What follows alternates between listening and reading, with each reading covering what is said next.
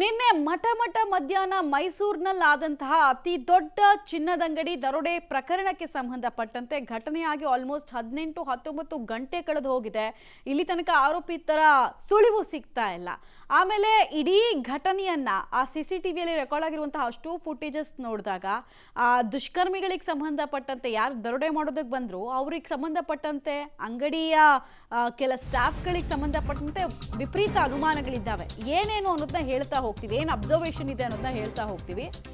ಹಾಡಹಗಲೇ ಚಿನ್ನದಂಗಡಿಗೆ ನುಗ್ಗಿ ಗನ್ ತೋರಿಸಿ ದರೋಡೆ ಮಾಡಿದ ಪ್ರಕರಣ ನಡೆದು ಆಲ್ಮೋಸ್ಟ್ 18 ಗಂಟೆ ಕಳೀತಾ ಬಂತು. ಮಧ್ಯಾಹ್ನ ಆಗಿರೋದು ನೆನೆ 2 ಗಂಟೆ ಸುಮಾರಿಗಂತ ಅನ್ಕೊಳ್ಳಿ.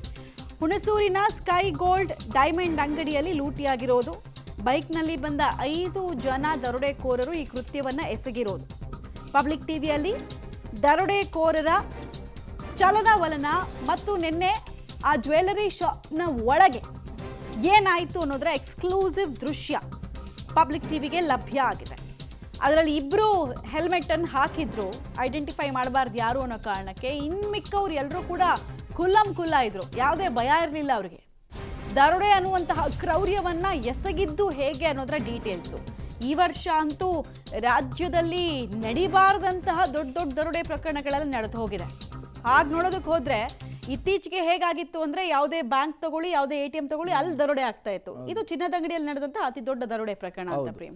ಹಾಡಹಗಲೇ ನಡೆದಂತಹ ಈ ದರೋಡೆ ಪ್ರಕರಣಕ್ಕೆ ಸಂಬಂಧಪಟ್ಟಂತೆ ಪೊಲೀಸರ ಇನ್ವೆಸ್ಟಿಗೇಷನ್ ಚುರುಕುಗೊಂಡಿದೆ. ಚಿನ್ನಾಭರಣವನ್ನ ಕದ್ದು ಬೈಕ್ನಲ್ಲಿಯೇ ರಾಬರ್ಸ್ ಪೇರೆ ಕಿತ್ತಿದ್ದಾರೆ ಅನ್ನೋದು ಗೊತ್ತಾಗ್ತಾ ಇದೆ. 2 ಬೈಕ್ನಲ್ಲಿ ಎಸ್ಕೇಪ್ ಆಗಿದ್ದಾರೆ ದರೋಡೆಕೋರರು, ಅದರ ಮಾಹಿತಿ ಕೂಡ ಸಂಗ್ರಹಿಸಲಾಗಿದೆ. ಒಂದು ಬೈಕ್ನಲ್ಲಿ 3 ಜನ ಬಂದಿದ್ರು, ಮತ್ತೊಂದು ಬೈಕ್ನಲ್ಲಿ 2 ಎಸ್ಕೇಪ್ ಆಗಿದ್ದಾರೆ. ದರೋಡೆಕೋರರು ಎಸ್ಕೇಪ್ ಆಗುವಂತಹ ದೃಶ್ಯ ಕೂಡ ಪಬ್ಲಿಕ್ ಟಿವಿಗೆ ಲಭ್ಯವಾಗಿದೆ. ಹುಣಸೂರಿನಿಂದ KR ನಗರದತ್ತ ದರೋಡೆಕೋರರು ಎಸ್ಕೇಪ್ ಆಗಿರೋದು ಗೊತ್ತಾಗ್ತಾ ಇದೆ. ಬೈಪಾಸ್ ರಸ್ತೆಯ ಲಕ್ಷ್ಮಣ ತೀರ್ಥ ಫಾರ್ಮ್ ಹೌಸ್ನ CCTVಯಲ್ಲಿ ಈ ರಾಬರ್ಸ್ಗಳು ಪಾಸ್ ಆಗುವಂತಹ ದೃಶ್ಯ ಸೆರೆ ಸಿಕ್ಕಿದೆ. ಇದೇ CCTV ಫುಟೇಜ್ಗಳನ್ನು ಆಧರಿಸಿ, ಇದೇ ಲೊಕೇಶನ್ ಅನ್ನು ಆಧರಿಸಿ ಈಗ ಪೊಲೀಸರು ರಾಬರ್ಸ್ಗಳಿಗಾಗಿ ಬಲೆ ಬೀಸಿದ್ದಾರೆ ಅನ್ನೋದು ಗೊತ್ತಾಗ್ತಾ ಇದೆ. ಯಾರು ಈ ರಾಬರ್ಸು, ಎಷ್ಟು ದಿನಗಳಿಂದ ಪ್ಲಾನ್ ಮಾಡಿಕೊಂಡಿದ್ರು, ಪ್ಲಾನ್ ಹೇಗೆ ಎಕ್ಸಿಕ್ಯೂಟ್ ಮಾಡಿದ್ರು, ಎಲ್ಲವೂ ಕೂಡ ಪೊಲೀಸರ ತನಿಖೆಯ ಮೂಲಕ ಗೊತ್ತಾಗಬೇಕಾಗುತ್ತೆ. ಬಟ್ ನಿನ್ನೆ ಹಾಡಹಗಲೇ ಜನರಿದ್ದಂತಹ ಸಂದರ್ಭದಲ್ಲಿಯೇ, ಸಿಬ್ಬಂದಿಗಳು ಕೆಲಸ ಮಾಡ್ತಾ ಇದ್ದಂತಹ ಸಂದರ್ಭದಲ್ಲಿಯೇ ಈ ದರೋಡೆಕೋರರು ಚಿನ್ನವನ್ನು ಕದ್ದು ಎಸ್ಕೇಪ್ ಆಗ್ತಾ ಇರುವಂತಹ ದೃಶ್ಯ ಇದು ನೋಡಿ. ಮಧ್ಯಾಹ್ನ 2 ಗಂಟೆ 10 ನಿಮಿಷದ ಸುಮಾರಿಗೆ ಈ ರಾಬರ್ಸ್ಗಳು, ದರೋಡೆಕೋರರು ಒಂದೇ ಬೈಕ್ನಲ್ಲಿ ಇಬ್ಬರು ರಸ್ತೆಯನ್ನು ಪಾಸ್ ಮಾಡ್ತಾ ಇರುವಂತಹ ದೃಶ್ಯ ಸೆರೆ ಸಿಕ್ಕಿದೆ. ಇದೇ ದೃಶ್ಯವನ್ನು ಆಧರಿಸಿ ಈ ದರೋಡೆಕೋರರಿಗಾಗಿ ಈಗ ಪೊಲೀಸರು ಬಲೆ ಬೀಸಿದ್ದಾರೆ ಅನ್ನೋದು ಗೊತ್ತಾಗ್ತಾ ಇದೆ. ಯೂಶಲಿ ಪೊಲೀಸರ ಇನ್ವೆಸ್ಟಿಗೇಷನ್ಸ್ ಆಗೋದೇ ಹಾಗೆ. ಎಲ್ಲಿ ದರೋಡೆ ಆಯಿತು ಅಲ್ಲಿದ್ದಂತಹ CCTV ಫುಟೇಜ್ಗಳನ್ನು ಜಾಲಾಡ್ತಾ ಇವರು ಯಾವ್ಯಾವ ಮಾರ್ಗದಲ್ಲಿ ಹೋಗಿದ್ದಾರೆ ಎಲ್ಲ CCTV ಫುಟೇಜ್ಗಳನ್ನು ಕಲೆಕ್ಟ್ ಮಾಡಿ ಇವರನ್ನು ಕೆಡ್ಡಾಕಿ ಕೆಡುವಂತಹ ಕೆಲಸ ಆಗ್ತಾ ಇದೆ.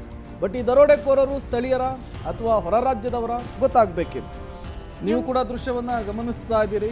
ಒಂದೇ ಬೈಕ್ನಲ್ಲಿ 2 ದರೋಡೆಕೋರರು ಎಸ್ಕೇಪ್ ಆಗ್ತಾ ಇರುವಂತಹ ದೃಶ್ಯ ಇದು. ಮಧ್ಯಾಹ್ನ 2 ಗಂಟೆ 10 ನಿಮಿಷಕ್ಕೆ ಈ ದರೋಡೆಕೋರರು ಇಲ್ಲಿಂದ ಎಸ್ಕೇಪ್ ಆಗಿದ್ದಾರೆ. ಕರೆಕ್ಟ್. ಆ ವಿಜುವಲ್ಸ್ ನೋಡ್ತಾ ಇದ್ದಾಗ 4 ಜನ ದರೋಡೆಕೋರರು ಕಾಣಿಸ್ತಾರೆ. ಟೋಟಲ್ ಆಗಿ ಎಷ್ಟು ಜನ ದರೋಡೆ ಮಾಡಿದ್ದು? 5 ಜನ. ಬಟ್ ಈ ವಿಜುವಲ್ಸ್ 4 ಜನ ಇದ್ರು. ಆ ವಿಚಾರಕ್ಕೆ ಬರ್ತೀವಿ ನಾವು. ಎಷ್ಟು ನಿಮಿಷದ ಒಳಗೆ ನಡೆದಂತಹ ದರೋಡೆ ಇದು?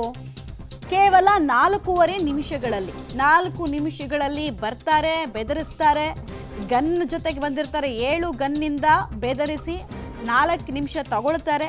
ಕೆಜಿ ಚಿನ್ನವನ್ನ ಲೂಟಿ ಮಾಡ್ತಾರೆ. ಚಿಕ್ಕ ಪುಟ್ಟ ಗೋಲ್ಡ್ ಆರ್ನಮೆಂಟ್ಸ್ಗೆ ಕೈನೇ ಹಾಕಲ್ಲ ಇವರು.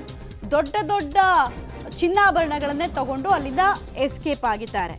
2 ಗಂಟೆ 8 ನಿಮಿಷಕ್ಕೆ ಜ್ಯುವೆಲ್ಲರಿ ಶಾಪ್ನಿಂದ ಪರಾರಿಯಾಗಿದ್ದಾರೆ. ದೊಡ್ಡ ಬ್ಯಾಗ್ಗಳನ್ನು ಫಸ್ಟೇ ತಂದಿದ್ರು ಅವರು. ಅವ್ರಿಗೆ ಒಂದು ಅಂದಾಜಿತ್ತು, ನಾವು ಇವತ್ತು ದರೋಡೆ ಮಾಡೇ ತೀರೋರು, ಹೀಗಾಗಿ ದೊಡ್ಡ ಬ್ಯಾಗಲ್ಲೇ ಹೋಗೋಣ ಅಂತ ಹೇಳಿ ಸೊ ಲೂಟಿ ಮಾಡಿದ್ದಾರೆ. ಆಮೇಲೆ ಇನ್ನೊಂದು ಇಂಟ್ರೆಸ್ಟಿಂಗ್ ವಿಚಾರ ಅಂತ ಹೇಳಿದ್ರೆ, ಅವರು ಬೆಳ್ಳಿ ಸಾಮಾನನ್ನು ಮುಟ್ಟೇ ಇಲ್ಲ. ಇಲ್ಲಿ ಬೆಳ್ಳಿ ಸಾಮಾನು ಮತ್ತು ಆ ಉಂಗುರದ ಟ್ರೇ ಎಲ್ಲ ಇದೆಯಲ್ಲ, ಅದೆಲ್ಲ ತಗೊಂಡಿಲ್ಲ. ನೀವು ಈ ವಿಜುವಲ್ಸನ್ನು ತೋರಿಸಿದಾಗ ಒಂದು ಆ ದರೋಡೆಕೋರರ ಅಹಂಕಾರವನ್ನು ತೋರಿಸುತ್ತಿದ್ರು. ಯಾಕಂದರೆ ಅವರೇನು ಹರಿಬರಿಯಲ್ಲಿ ಹೋಗಲ್ಲ. 4.5 ನಿಮಿಷ ಫಸ್ಟೇ ಪ್ಲಾನ್ ಮಾಡ್ಕೊಂಡಿರ್ತಾರೆ. ಎಲ್ಲ ಸಿಬ್ಬಂದಿಗಳನ್ನು ಒಂದು ಕಡೆ ಕೂರಿಸ್ತಾರೆ. ನೀವು ಅಲ್ಲಿ ನೋಡ್ತಾ ಇದ್ದೀರಾ, ಯಾರು ಕಿಮಿಕ್ ಅನ್ನಲ್ಲ. ಬಿಕಾಸ್ ಕೈಯಲ್ಲಿ ರಿವಾಲ್ವರ್ ಇರ್ತದೆ. ಅದು ಒರಿಜಿನಲ್ಲ ನಕಲಿನ ಹೆಂಗೆ ಗೊತ್ತಾಗುತ್ತೆ ಜನರಿಗೆ? ಹೀಗಾಗಿ ಪಾಪ ಹೆದರ್ಕೊಂಡು ಎಲ್ಲ ಅಲ್ಲೇ ಸ್ಟ್ಯಾಚ್ಯುಗಳ ರೀತಿಯಲ್ಲಿ ಇದ್ದಾರೆ.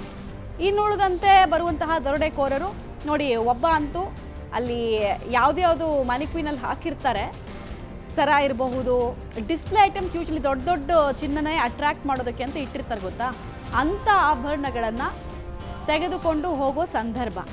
ಆ ಥರ ಇಲ್ಲ ಎಲ್ಲವನ್ನ ಬಾಚಬೇಕಾದ್ರೆ. ಬಟ್ ತಗೊಂಡ ಟೈಮು 4 ನಿಮಿಷ ಅಷ್ಟೇ. ಹಿಂದೆಲ್ಲ ನಾವು ಇದೇ ಥರ ಒಂದು ಇತ್ತೀಚೆಗಷ್ಟೇ ನಾವು ನೆಲಮಂಗಲದ ಹತ್ರ ಒಂದು ರಾಬ್ರಿ ಆದಾಗ ನೋಡಿದ್ವಿ. 20 ಸೆಕೆಂಡ್ನಲ್ಲಿ ಎಲ್ಲ ಮುಗಿದೋಗಿತ್ತು. 2.5 kg ಚಿನ್ನ ಅಲ್ಲೂ ತೊಗೊಂಡು ಎಸ್ಕೇಪ್ ಆಗಿಬಿಟ್ಟಿದ್ರು ಚಿನ್ನಾಭರಣನ. ಇಲ್ಲಿ 4 ನಿಮಿಷ ತಗೊಳ್ತಾರೆ. ಬಟ್ ಇಲ್ಲಿ ತುಂಬ ಅನುಮಾನಗಳಿದ್ದಾವೆ. ಏನು ಅನುಮಾನ ಒಂದೊಂದಾಗೆ ಹೇಳ್ತೀವಿ ನಿಮಗೆ.